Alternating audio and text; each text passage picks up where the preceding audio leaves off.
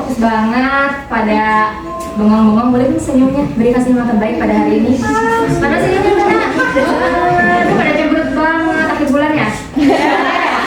Lanjut, kita akan membahas tentang penyusunan tujuan pembelajaran. Aduh, aku yakin banget teman-teman pasti sudah tidak asing dengan tujuan pembelajaran maupun di kurikulum 13 ataupun di kurikulum Merdeka. Tapi yang di sini kita akan membahas adalah di kurikulum 2013 karena ini berkaitan dengan pemateri sebelumnya yaitu tentang indikator. Nah, kita akan bahas pertama yaitu tentang pengertian tujuan pembelajaran. Di sini kelompok kami mengambil dari dua ahli, yang pertama dari Robert dan kedua dari Henry. Namun, aku pengen minta bantuannya satu orang buat bacain. Boleh dari belakang Neulan, boleh bantu bacain di bagian Robert. Boleh. Menurut Robert, pembelajaran adalah perilaku yang hendak dicapai atau yang dapat dikerjakan oleh siswa pada kondisi dan tingkat kompetensi tertentu. Oke, terima kasih. Sekarang ada yang dari Henry. Karena dari perempuan muda sekarang laki, boleh dari Barok. Ellington. Henry Ellington. Pembelajaran merupakan suatu pernyataan yang diharapkan dapat dicapai sebagai hasil belajar.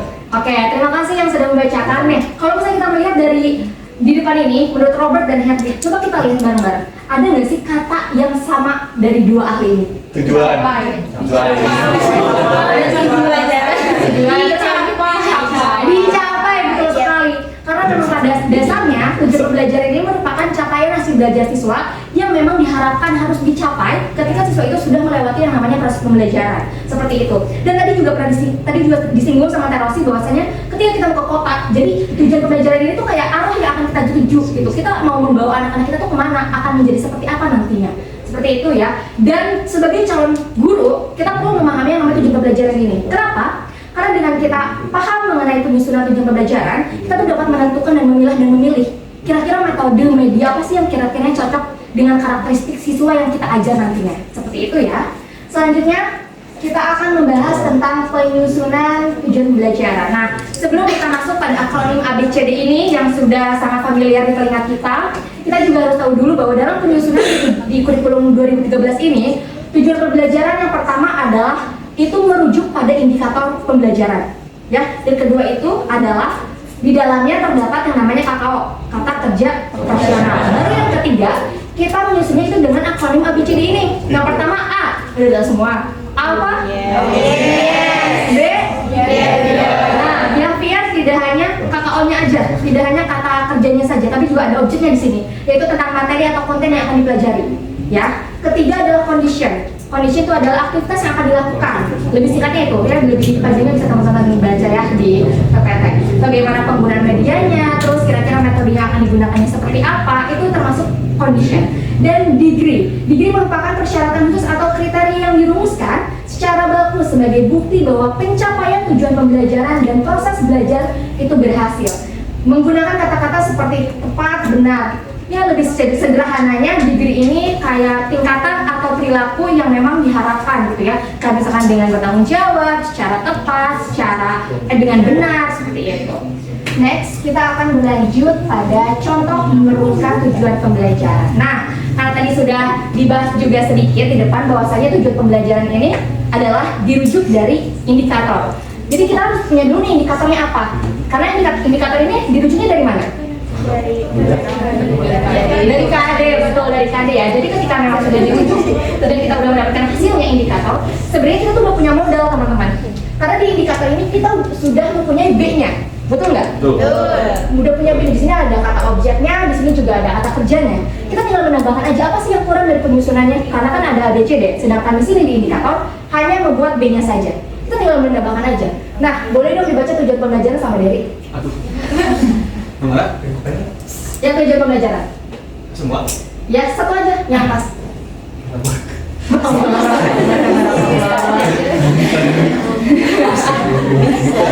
Serius, materinya tuh tujuan pembelajaran. Dengan melakukan percobaan tentang bagaimana sumber energi panas dapat menyebabkan perubahan, siswa mampu menerapkan konsep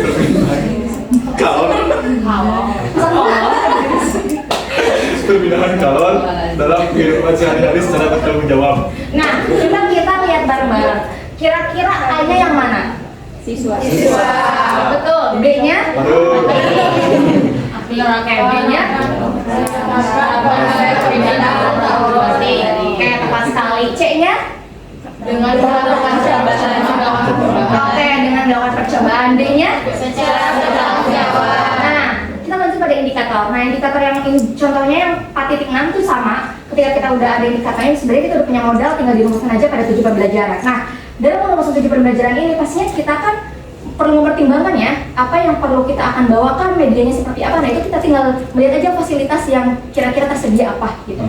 Nah, dan perlu ketahui juga kalau misalkan indikatornya 2 gimana? Apakah kita juga tujuan pembelajarannya 2? Betul sekali, karena bagaimanapun kita juga harus melihat merujuk pada yang pertama bahwa tujuan pembelajaran dirujuk pada indikator. Indikator yang 5, tujuan pembelajarannya pun 5 gitu ya. Jadi kita hanya menyesuaikan aja dengan indikatornya seperti apa. Seperti itu teman-teman, terima kasih. Yang mana kepada moderator. Oke, seperti itu ya mengenai penjelasan dan perumusan dari tujuan pembelajaran itu sendiri. Karena kita udah sampai di akhir pematerian. Nah, langsung aja pertanyaannya. Kelompok kami membuka pertanyaan untuk kalian semua. Barangkali ada yang ingin bertanya, boleh angkat kaki. Boleh kepada Siti Afifah. Ada Pak Dini, Ibu Bapak Dini. Satu.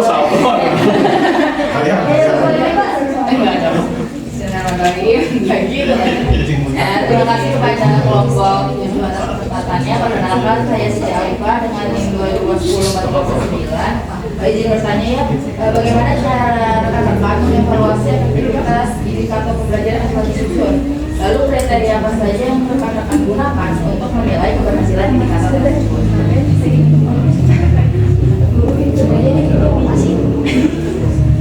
Oke, terima kasih atas pertanyaannya. Boleh lanjut ke pertanyaan selanjutnya? Lanjut ke Terima kasih sebelumnya. Perkenalkan saya Cipriani dengan NIM 2021-465. Indikator itu kan dianalogikan sebagai rambu yang menuntun kita atau menuntun jalan kita kepada tujuan yang kita tuju. Betul. Nah, selanjutnya dalam pembelajaran kadang-kadang ada beberapa hal yang tidak kita rencanakan namun terjadi. Nah, bagaimana sih cara untuk memastikan fleksibilitas dari indikator pembelajaran yang kita susun agar teraktualisasi dengan baik dan juga agar fleksibel terhadap beberapa perubahan yang terjadi? Mungkin itu sih. Terima kasih. Siap, terima kasih kepada Teh Dentian atas pertanyaannya. Boleh lanjut kepada penanya selanjutnya? Mangga. Baik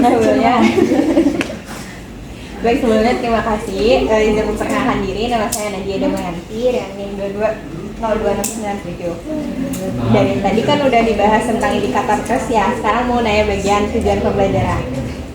Bagaimana kita sebagai guru dapat memastikan bahwa tujuan pembelajaran yang dirumuskan tuh mendorong pembelajaran yang berkelanjutan dan tidak sekedar hanya berfokus pada pencapaian jangka pendek. Terima kasih. Siap, terima kasih Teh Nadia atas pertanyaannya. Mungkin tidak ada yang ingin bertanya lagi ya.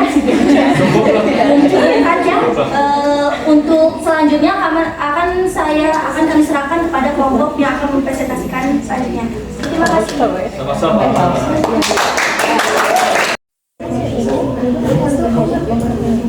Oke, di sini akan menjawab pertanyaan dari Nadia. Nadia menanyakan bagaimana sih kita dapat memastikan bahwa tujuan pembelajaran ini mendorong pembelajaran yang berkelanjutan atau lifelong learning dan tidak sekedar berfokus pada pencapaian jangka pendek. Nah, sebenarnya perlu kita fokuskan dalam merumuskan tujuan pembelajaran. Yang pertama itu kita harus melihat bahwa kita tidak hanya menargetkan pada hafalan saja, tapi bagaimana siswa tersebut dapat berpikir, dapat memecahkan masalah. Gitu. Jangan kayak seperti inquiry gitu loh sistemnya. Jadi jangan sampai kita tuh memberi masukan terus, kita tuh meluapkan anak terus. Gitu. Jadi ada kalanya anak tersebut juga bagaimana caranya bisa memecahkan masalah sendiri, masalah dan pembelajaran. Karena kan masalah tersebut juga dengan bertemunya dia dewasa akan ada masalah datang dan dia akan belajar bagaimana sih caranya menyelesaikan masalah tersebut seperti itu. Yang kedua, tentunya dalam memastikan tujuan pembelajaran ini harus berkelanjutan, kita harus berfokus pada keterampilan belajar mandiri. Nah, jadi disebutkan juga oleh kita tadi yang pertama, jangan terus-terusan kita menyuapi siswa, tapi juga dorong siswa untuk terus belajar mandiri. Misalnya, coba saja mereka suruh untuk melihat di internet atau di buku untuk belajar membaca dan merangkum materi-materi yang mereka baca itu, supaya mereka tuh sadar ternyata proses belajar tuh mereka tidak hanya menerima informasi dari guru ya, ternyata belajar itu banyak prosesnya, bisa dari buku, internet, dan lain sebagainya. Yang ketiga, coba deh kita di tujuan pembelajaran ini sekali-kali membawa anak tuh bisa merefleksikan dirinya sendiri dalam pembelajaran. Kira-kira apa sih yang kurang dari pembelajaran dia? Apa sih yang perlu ditingkatkan dari pembelajarannya gitu. Jadi, oh ternyata dalam belajar itu tidak hanya kita membaca ya, tapi juga ada hal yang perlu kita kembangkan gitu. Dan itu tuh tentu sangat penting untuk kehidupan ke depannya, karena mau tidak mau ya anak akan terus bertambah dewasa dan pastinya juga masalah-masalah juga akan lebih kompleks, dan itu yang bisa membuat siswa itu belajar sepanjang hidupnya. Terima kasih. Ada yang Nadia, ada yang menambahkan teman-teman? Cukup. Jelas sekali. Sudah tidak sabar. Saya akan menjawab pertanyaan dari Siti Afifah. Bagaimana cara rekan-rekan mengevaluasi efektivitas indikator pembelajaran yang telah disusun, sesuai kriteria yang rekan-rekan gunakan untuk menilai keberhasilan indikator tersebut. Nah, kalau untuk mengevaluasi sih bisa dilihat atau kita observasi dari hasil belajar mereka gitu. Kalau misalnya hasil belajar mereka itu banyak yang istilahnya kurang, atau misalnya mereka kesulitan kayak mengerjakan kuis, tugas, atau tes, berarti indikator kunci yang kita susun itu terlalu sulit untuk mereka gitu. Tapi kalau misalnya hanya sebagian doang gitu yang merasakan kesulitannya, maka artinya indikator kita cukup efektif, dan sebagai solusi untuk mereka yang istilahnya mengalami kesulitan, kita bisa gunakan indikator pendukung atau persyarat yang indikator pendukung atau persyarat untuk mereka bisa mencapai indikator kunci. Terus kalau misalnya ternyata siswanya nilainya pada bagus-bagus gitu dengan jangka waktu yang cepat, itu sebenarnya gak bagus itu, karena artinya indikator yang kita susun tuh terlalu mudah untuk mereka gitu. Jadi tapi kalau misalnya hanya sebagian saja gitu, maka artinya indikator kita ya tadi cukup efektif gitu cukup efektif gitu. Dan sebagai solusinya kita bisa gunakan indikator pengayaan untuk mereka yang istilahnya kemampuannya di rata-rata gitu.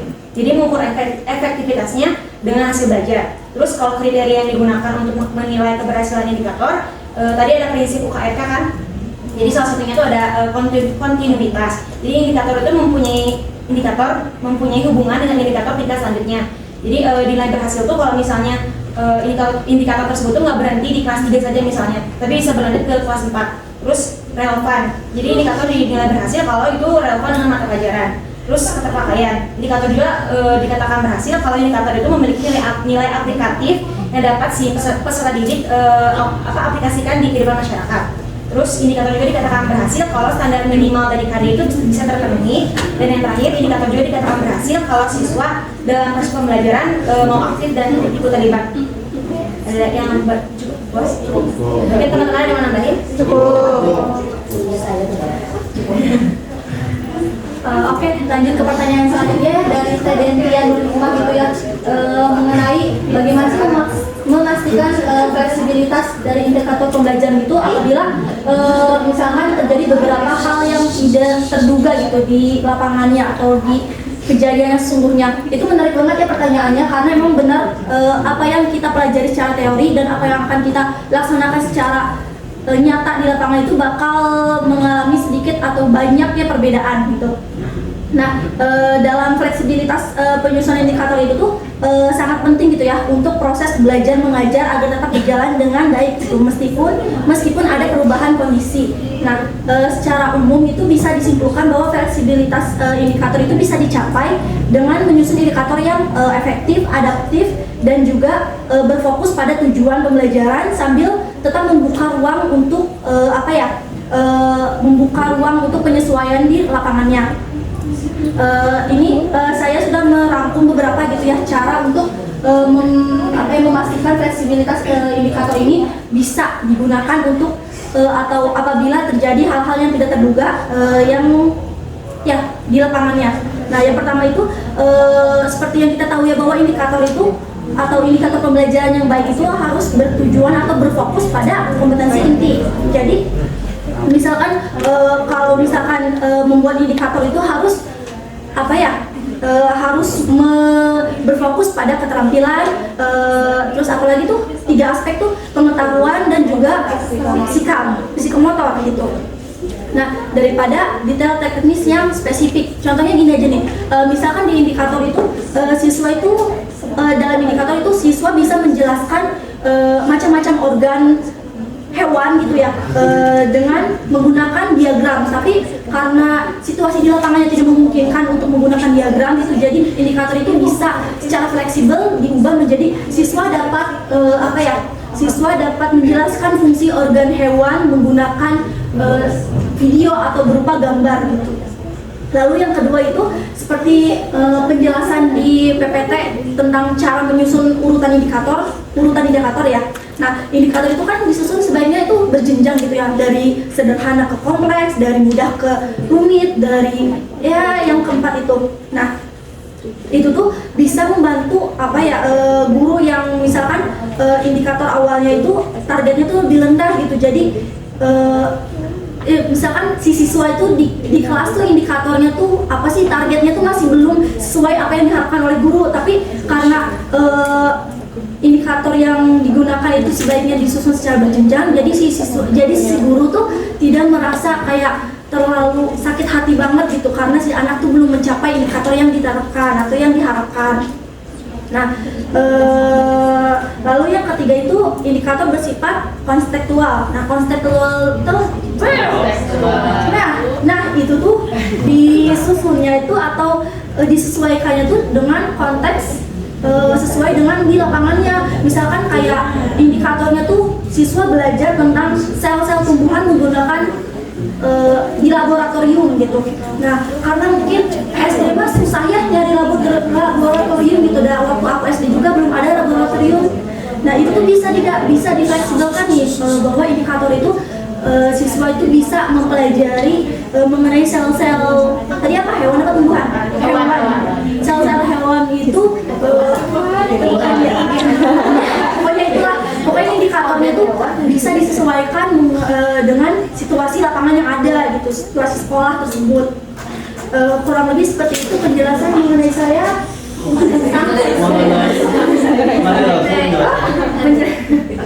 Ada cukup ada tambahan? Cukup kan ya?